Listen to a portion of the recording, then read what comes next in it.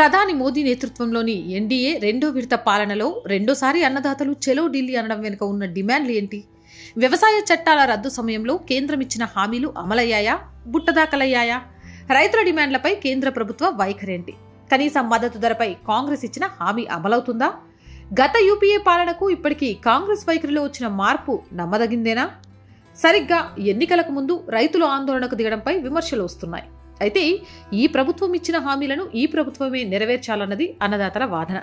కనీస మద్దతు ధర హామీకి చట్టబద్ధత, స్వామినాథన్ కమిషన్ సిఫారసుకు అమలు, పంట రుణాల మాఫీ, రైతు కూలీలకు పింఛన్లు, విద్యుత్ సవరణ బిల్లు ఉపసంహరణ, ఉపాధి హామీ పని దినాలు 200 రోజులకు పెంపు, 2020-21లో ఉద్యమంలో రైతులపైన పెట్టిన కేసుల్ని కొట్టివేయడం, లఖింపూరి ఖేరి బాధ్యులను శిక్షించడం, రైతు ఉద్యమంలో చనిపోయిన వారి కుటుంబాల్లో ఒకరికి ఉద్యోగం, పరిహారం, నకిలీ విత్తనాలు, మందుల తయారీదారులపై కఠిన చర్యలు, మిర్చి, పసుపు, సుగంధ పంటలకు జాతీయ కమిషన్ ఏర్పాటు, ఆదివాసుల హక్కులు, అటవీ భూముల రక్షణ రైతుల డిమాండ్లుగా ఉన్నాయి. వీటన్నిటిలో కనీసం మద్దతు ధర హామీకి చట్టబద్ధతపై ప్రధానంగా చర్చ జరుగుతోంది. ఇది సాధ్యం కాదని కేంద్రం తేల్చేసింది. మిగిలిన వాటిపై చర్చలకు సిద్ధంగా ఉన్నామంటోంది. రైతుల సమస్యలు తీర్చడానికి కేంద్రం కట్టుబడి ఉందని రైతు సంఘాల నేతలతో సంప్రదింపులు జరుపుతున్న కేంద్ర మంత్రి అర్జున్ ముండా తెలిపారు. సామాన్యులకు ఎలాంటి ఇబ్బంది కలగకుండా సమస్యలు పరిష్కరించడానికి ప్రయత్నిస్తున్నామన్నారు. ప్రస్తుతం వరి, గోధుమ, మొక్కజొన్న, జొన్న, సజ్జలు సహా 23 రకాల పంటలకు కనీస మద్దతు ధర అమలవుతుంది.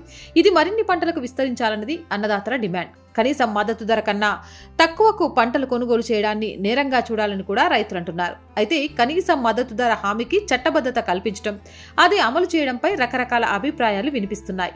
ముందసలు రైతులు కోరుతున్నట్లు ఇతర పంటలు కూడా ఈ చట్టం పరిధిలోకి తీసుకొస్తే ప్రభుత్వంపై పెనుభారం పడుతుందని ఆందోళన ఉంది. అలాగే కనీస మద్దతు ధరకు పంట కొనాలంటే నాణ్యత ఎలా నిర్ణయిస్తారన్న దానిపైన సందేహాలున్నాయి. ఒకవేళ ప్రభుత్వం కనీస మద్దతు ధరకు కొనేందుకు సిద్ధంగా ఉన్నా మార్కెట్లో ప్రైవేటు కంపెనీలు అంతకన్నా ఎక్కువ ధర నిర్ణయిస్తే రైతులు ఆ కంపెనీలకే అమ్ముతాయని, ఇటు రైతులకు అటు కంపెనీలకు కట్టడి చేసే విధానాలు కేంద్రం దగ్గర లేవనే వాదన ఉంది. మరోవైపు కాంగ్రెస్ వైఖరిపైన విమర్శలు వ్యక్తమవుతున్నాయి. యూపీఏ 2 హయాంలో కనీస మద్దతు ధర విషయంలో ఎంఎస్ స్వామినాథన్ సిఫారసులు అమలు చేయడానికి కేంద్రం సిద్ధంగా లేదని పార్లమెంట్లో లిఖితపూర్వక సమాధానమిచ్చింది. అలాంటప్పుడు చట్టబద్ధత కల్పిస్తామని ఎలా ప్రకటిస్తారని పలువురు ప్రశ్నిస్తున్నారు. ఉద్యమంపై రాజకీయ ప్రాబల్యం కూడా క్రమంగా పెరుగుతుందనిపిస్తోంది.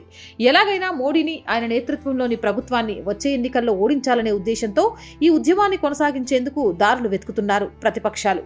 రైతు ఉద్యమంపై గతంలోనే అనేక సందేహాలు ఉండేవి. ఇప్పుడు వాళ్ళ తీరు సైతం గతంలో మాదిరిగానే ఉందన్న ఆరోపణలున్నాయి. రైతుల ప్రయోజనాల కోసం మాత్రమే ఉద్యమం జరుగుతోందా అనేది ఒక ప్రశ్న. ఈ ఉద్యమం వెనుక ఖలిస్తాన్ వేర్పాటువాదుల పరోక్ష మద్దతు ఉందని అక్కడ జరుగుతున్న ఘటనలు చూస్తే అర్థమవుతుంది. రైతు నాయకులపై రాజకీయ ఒత్తిడి కూడా ఎంత మేరకు ఉందనే విషయం ఆలోచించాలి. పార్లమెంటు ఎన్నికలు సమీపిస్తున్న నేపథ్యంలో బలహీనంగా ఉన్న కాంగ్రెస్ పార్టీ ఈ ఉద్యమంతో లాభపడాలని చూస్తోంది. కాంగ్రెస్ దయనీయ పరిస్థితుల్లో ఉండడంతో రానున్న సాధారణ ఎన్నికల్లోనూ పార్టీ గెలిచే పరిస్థితి కనిపించడం లేదు.